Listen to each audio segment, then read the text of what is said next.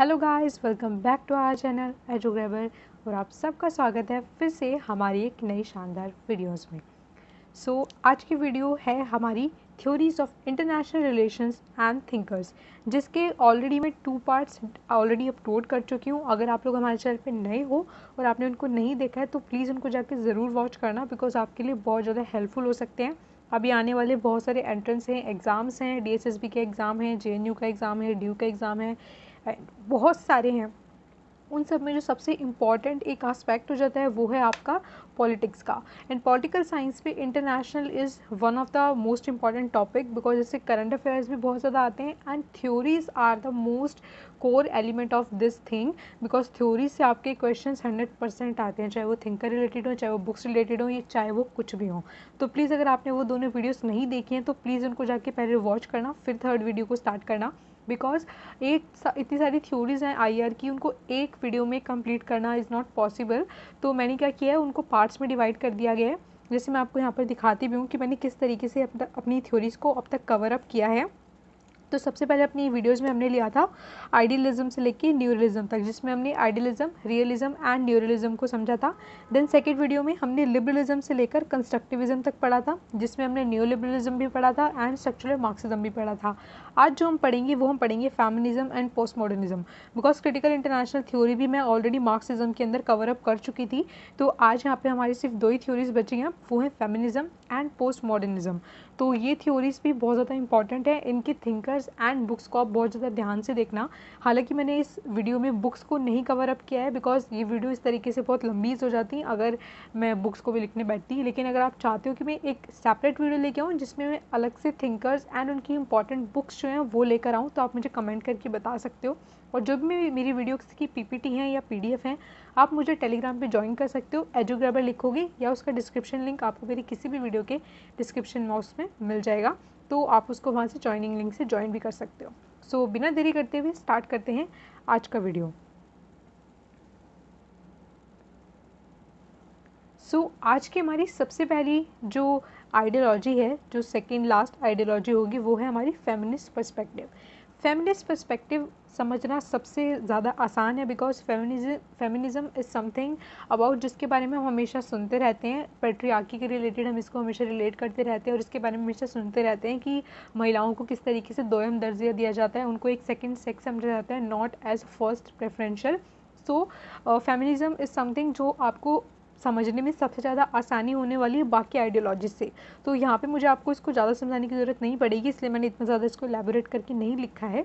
तो यहाँ पे जो पहली बात यहाँ पे हो जाती है वो है gender focus on aspects of international relations. यानी कि feminism as a international relation की थ्योरी हमें क्या बताती है। फेमिनिज्म बताती है कि इंटरनेशनल रिलेशन में किस तरीके से सारी की सारी चीज़ें जो है वो जेंडर फोकस है, और कौन से जेंडर के फोकस है, वो है मेल जेंडर। यानी कि इंटरनेशनल रिलेशन में जितनी भी चीज़ें हो रही हैं, चाहे वो वॉर हो रही हैं या फिर कोई भी पॉलिसी मेकिंग हो रही है, जितनी भी चीज़ें चल रही हैं इंटरनेशनल रिलेशंस में, वो सब क्या है, जेंडर फोकस हैं, जेंडर बायस्ड हैं। बिकॉज जितने भी डिसीजन लिए जा रहे हैं वो सब मेल के द्वारा लिए जा रहे हैं। फीमेल को किसी भी जगह पर वहाँ पे इन रिस्पेक्ट करके नहीं देखा जा रहा, मतलब फीमेल का डिसीजन वहाँ पर इंक्लूडेड नहीं है। तो यही बताती है मैं फेमिनिज्म की अप्रोच। उसके बाद ये बोलते हैं highlight the masculinity inherent in realism, liberalism and Marxism.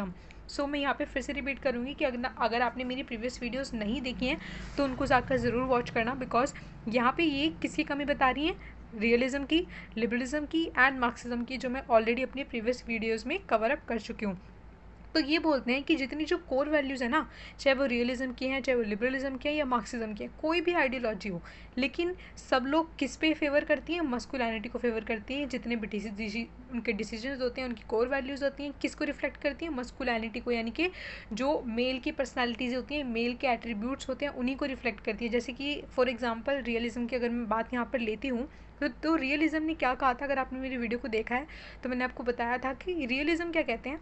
वो बोलते हैं रियलिस्ट कि जो इंटरनेशनल रिलेशंस है ना, उसमें जो किसी भी कन्फ्लिक्ट का अंत होगा वो वॉर ही होगी। यानी कि कोई भी कन्फ्लिक्ट तभी ख़त्म हो सकता है जब उन दोनों के बीच में वॉर हो जाए और एक हार जाए और एक जीत जाए। बिकॉज हर नेशन क्या चाहता है, अपना नेशनल इंटरेस्ट को बनाए रखना चाहता है, और उस नेशनल इंटरेस्ट को बनाए रखने के लिए अगर उसे वॉर भी करनी पड़े तो वो क्या होगी, करेक्ट होगी। लेकिन ऐसा क्या बोलती हैं फेमिनिस्ट पर्सपेक्टिव बोलती हैं कि ये क्या है, पूरा का पूरा गलत है, because war is something that reflects masculinity. That means war एक ऐसी चीज़ है जो मस्कुलिनिटी को रिफ्लेक्ट करती है। एक फीमेल कभी भी नहीं चाहेगी इंटरनेशनल रिलेशंस में कॉपरेशन बनाने के लिए कि वो वॉर को बढ़ावा दे। वो बोलते हैं कि अगर जो फेमिनिस्ट हैं, यानी कि जो अगर फीमेल आ जाती हैं इंटरनेशनल रिलेशंस में, तो वर्ल्ड बहुत ज़्यादा कॉपरेटिव हो जाएगा और अच्छे तरीके से शांतिपूर्ण तरीके से चलेगा। बिकॉज जो अभी की थ्योरीज हैं वो सब मेल डोमिनेटेड हैं, बिकॉज सब वॉर पे फोकस दे रहे हैं। कोई बोल रहा है कि ह्यूमन नेचर बेकार है, वो सिर्फ नेशनल इंटरेस्ट की बात करते हैं। उस नेशनल इंटरेस्ट को पाने के लिए वो बोलते हैं कि कोई भी मीन्स चलेगा, यानी कि चाहे वो वॉर हो, चाहे वो जेनोसाइड हो, या किसी भी तरीके का कोई भी हार्म आप किसी को कर रहे हो तो वो वाजिब है अगर आपका नेशनल इंटरेस्ट उससे सदरा है या फिर आपका नेशनल इंटरेस्ट उससे बढ़ रहा है। तो लेकिन फेमिनिस्ट इस चीज़ को क्या करते हैं, पूरी तरीके से रिजेक्ट कर देते हैं यहाँ पर। तो यही था फेमिनिज्म का, बहुत इजी सा है फेमिनिज्म समझना। उसके बाद जो हम देखते हैं वो है international relations are gender bias, जो कि मैं आपको पहले भी बता चुकी हूँ। देन ये बोलते हैं war is decided by man, women suffer. ये बोलते हैं कि जो वॉर है, यानी कि जो कंट्रीज़ के लीडर्स हैं वो वॉर डिसाइड करते हैं बाय मैन, लेकिन उसका जो खामियाजा भुगतना पड़ता है, उसका जो इफ़ेक्ट भुगतना पड़ता है वो फीमेल्स को भुगतना पड़ता है। हालांकि ये कहना नहीं चाहिए, बिकॉज ये बहुत ज़्यादा दुखदायक बात है बोलना कि जब भी वॉर होती है तो सबसे ज़्यादा रेप हमें देखने को मिलते हैं। कोई भी आपने कंट्री में वॉर देखा होगा, जैसे कि आपने world war first and world war second के बारे में पढ़ा होगा, तो उसमें सबसे ज़्यादा जो एक खतरनाक चीज़ थी वो यही थी कि फ़ीमेल के साथ बहुत ही बुरा व्यवहार किया गया था, खुलेआम रेप किए गए थे।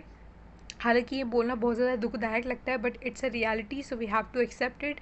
बिकॉज अगर आपको उस चीज़ को चेंज करना है तो सबसे पहले उसको एक्सेप्ट करना पड़ेगा कि हाँ ये चीज़ें सोसाइटी में होती हैं, आप तभी उनको चेंज कर पाओगे। तो ये भी यही बोलती हैं कि वॉर डिसाइड तो मैन करते हैं, लेकिन उसका जो सफ़र है, यानी कि उसका जो रिजल्ट है वो किसको फेस करना पड़ता है, बच्चों और फीमेल्स को फेस करना पड़ता है सबसे ज़्यादा। देन ये बोलते हैं कि national interest is always multi dimensional but is defined by masculinity. जैसे कि मैंने आपको एग्जांपल देख के अभी बताया भी था थोड़ी देर पहले कि रियलिज्म क्या बोलते हैं कि अपना नेशनल इंटरेस्ट साधने के लिए वो किसी भी मीन्स को, किसी भी साधन को यूज़ कर सकते हैं। लेकिन वो यहाँ पे क्या बोलते हैं कि जो वो होते हैं ना, नेशनल इंटरेस्ट होता है, वो सिर्फ ये नहीं है कि आप किसी भी तरीके से उनको पा सकते हो, वो एक मल्टी डायमेंशनल होते हैं। लेकिन बाकी थ्योरीज क्या करती हैं, उसको मस्कुलिनिटी से डिफाइन कर देती हैं, जो कि बहुत ही ज़्यादा गलत बात है। अब यहाँ पे जो मेन थिंकर्स हो जाते हैं वो हैं आपकी जुडिथ एंड टिकनर। ये बहुत ज़्यादा इंपॉर्टेंट है, यहाँ पे मैं स्टार लगा रही हूँ इन पे। तो मतलब प्रीवियस ईयर क्वेश्चंस इतनी बार आ चुके हैं कि ये तो आप रट लो कि इनसे क्वेश्चन ज़रूर आता है। इनको शॉर्ट में J.A.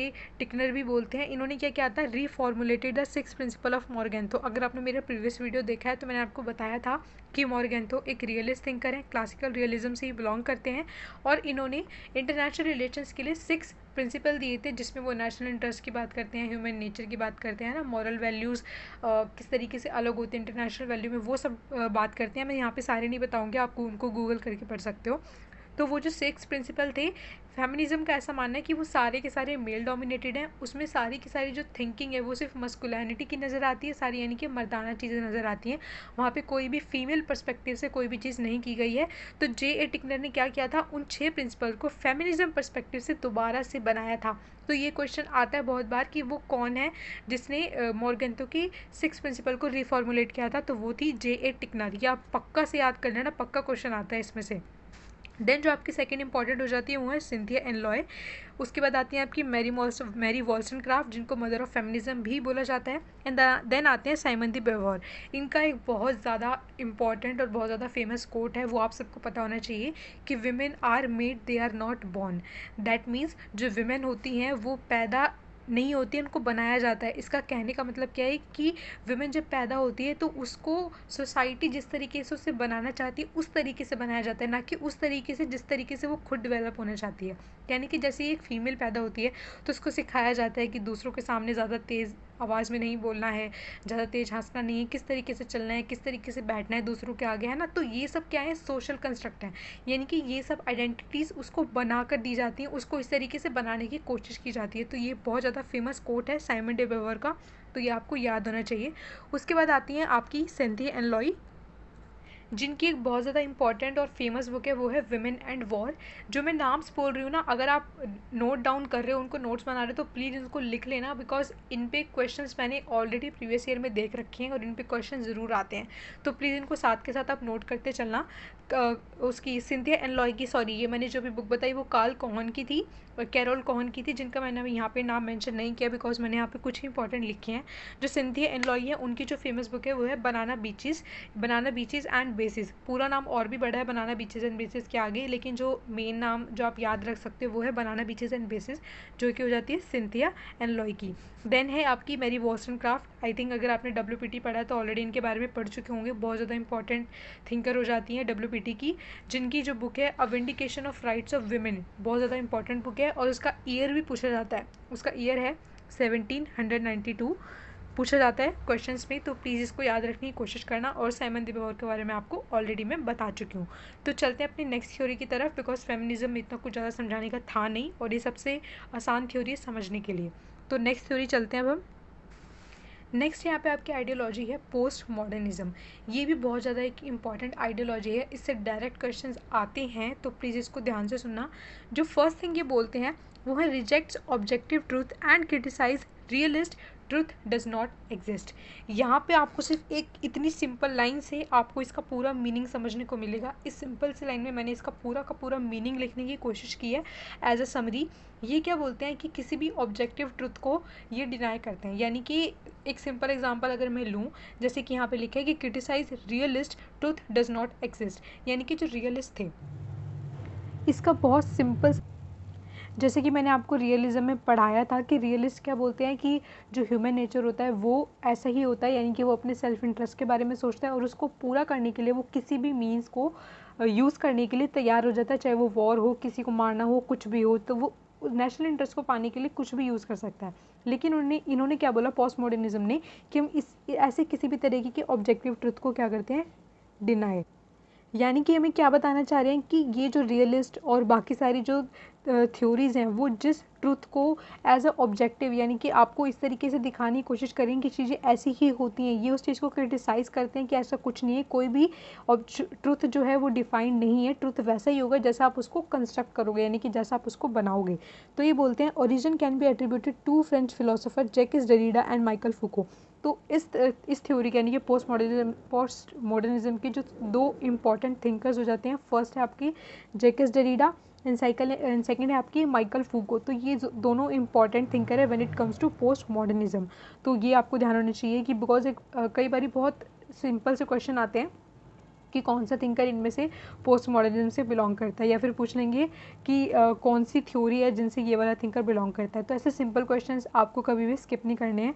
आप अगर मेरी वीडियोस को फॉलो करते रहोगे तो आप ज़रूर से उन क्वेश्चंस को कर पाओगे। तो प्लीज़ अगर आप हमारे वीडियोज़ में नए हो, चैनल पर नए हो, तो प्लीज़ इसको सब्सक्राइब कर लेना और आगे जो बेल वाला आइकन है उसको प्रेस कर लेना ताकि आपको लेटेस्ट नोटिफिकेशन मिलती रहे। Post modernism first entered in 1779। That means ये कोई बहुत पुरानी आइडियोलॉजी नहीं है, ये 1979 में ही हमें देखने को मिलती है। जैसे कि आपको पता है कि पोस्ट मॉडर्निज्म से पहले ऑब्वियसली मॉडर्निज्म आया होगा, देन उसकी कॉन्ट्राडिक्टरी कौन सी थिंकिंग आई, वो थी पोस्ट मॉडर्निज्म की। सो मॉडर्निज्म में वही सब था जो मैंने आपको लिबरलिज्म में पढ़ाया था कि इंस्टीट्यूशन होना चाहिए, ये वगैरह एक्सेट्रा थिंग्स। तो वो आप मेरी वीडियो में जाके देख सकते हो, जो मैंने लिबरलिज्म में पढ़ाया था। तो वही सब क्या हो जाती है, मॉडर्निज्म की कैरेक्टरिस्टिक हो जाती हैं। तो पोस्ट मॉडर्निज्म उसी के बाद आई थी और ये कौन सी पब्लिकेशन के साथ हाईलाइट हुई, तो ये थी the post modern condition by Jean Francois Lyotard. तो यहाँ पे ये बहुत ज़्यादा इंपॉर्टेंट थिंकर हो जाते हैं कि यानी कि ये जो बुक थी, जो लियोटार्ड ने जो बुक लिखी थी द पोस्ट मॉडर्न कंडीशन, उससे ये पोस्ट मॉडर्न जो थिंकिंग थी, जो आइडियोलॉजी थी, वो उभर कर आई। आगे ही बोलते हैं emphasis on every 2 minute, I hope अब आपको ज़्यादा क्लियर दिख रहा होगा। Emphasis is on every culture and society constituting its own reality. जैसे कि मैंने आपको पहले भी बताया कि ये एम्फोसाइज क्या करते हैं कि हम ऐसा कोई भी जो ट्रुथ है, यानी कि जो सत्य है, ऐसे स्थापित सत्य पे बिलीव नहीं करते जो किसी और ने बनाया हो। हम देखते हैं कि हर कल्चर, हर सोसाइटी अपनी खुद की रियलिटी को बनाती है अपनी थिंकिंग के अकॉर्डिंग, अपनी सिचुएशंस के अकॉर्डिंग। देन ये बोलते हैं deny the faith in science technology as instruments of human progress. जैसे कि मैंने आपको बताया अभी कि ये मॉडर्निज्म के अगेंस्ट में आए थे, और आपको पता होगा कि मॉडर्न होने का मतलब क्या है, टेक्नोलॉजी को यूज़ करना, उसको डेवलप करना, यानी कि टेक्नोलॉजी की हेल्प से खुद को आगे डेवलप करना। तो ये उस चीज़ का क्रिटिसाइज़ करते हैं, ये बोलते हैं कि हम इस चीज़ में बिल्कुल भी बिलीव नहीं करते कि साइंस और टेक्नोलॉजी से ही ह्यूमन प्रोग्रेस हो सकती है, हम ऐसा नहीं मानते। उसके बाद ये बोलते हैं the world is social construction. ये बोलते हैं कि वर्ल्ड एक सोशल कंस्ट्रक्शन है, दैट मीन्स जैसा आप वर्ल्ड को बनाना चाहोगे वर्ल्ड वैसा ही आपके लिए बन जाएगा। ऐसा कुछ नहीं है कि किसी दूसरे ने आपको बोल दिया कि वर्ल्ड इस तरीके का है तो इसी तरीके का होगा, वो सबको मानना पड़ेगा, या कोई स्थापित सत्य होगा, वो ऑब्जेक्टिव ट्रूथ हम नहीं माना जाएगा। ऐसा कौन बोलते हैं? पोस्ट मॉडर्निस्ट बोलते हैं। तो इनकी जो थिंकिंग है काफ़ी ज़्यादा डायनामिक हो जाती है, बिकॉज ये किसी एक चीज़ पर पर्टिकुलरली बात नहीं करते हैं।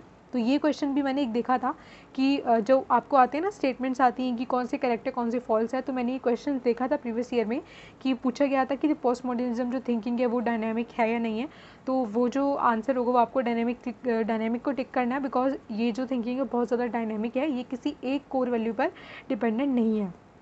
यहाँ पे जो इसके इंपॉर्टेंट थिंकर्स हो जाते हैं वो है Jacques Derrida, Lyotard, Friedrich Nietzsche, Martin Heidegger and Michael Foucault. तो इनके नाम आप याद कर सकते हो, बिकॉज जैसे मैंने आपको पहले ही बताया कि सिंपली क्वेश्चंस आ जाते हैं कि कौन सा थिंकर कौन सी आइडियोलॉजी से बिलोंग करता है। तो आगे चलते हैं। सो आई होप आपको ये वीडियो पसंद आई होगी एंड थैंक्स फॉर वॉचिंग। अगर आपको वीडियो पसंद आई है तो इसको फटाफट से लाइक, कमेंट और शेयर ज़रूर कर देना अपने सारे कॉलेज ग्रुप में, बिकॉज अभी सबको एग्ज़ाम देने हैं। और सोशल मीडिया एक ऐसा प्लेटफॉर्म है जो सबके लिए फ्री है और सबकी एक्सेसिबल में है, यानी कि सबके एक्सेस में है, जो सब लोग इसको आसानी से पहुंच सकते हैं और इससे मदद ले सकते हैं। अभी कोरोना के कारण बाहर के जितने भी इंस्टीट्यूट्स थे वो सब बंद हो चुके थे, तो बच्चों को पढ़ाई का मौका नहीं मिल पाया उतने अच्छे से। तो अभी सोशल मीडिया उनका प्लेटफॉर्म है जिसका वो हेल्प ले सकते हैं। तो प्लीज़ इसको वीडियो को as much as you can share करना एंड प्लीज़ प्यार दिखाना अपने इस वीडियो को, बिकॉज हमारा चैनल अभी न्यू है तो हमें आपकी ज़्यादा सपोर्ट और प्यार की ज़रूरत है। एंड ऐसी अमेजिंग वीडियोज़ के लिए subscribe to our channel and thanks for watching.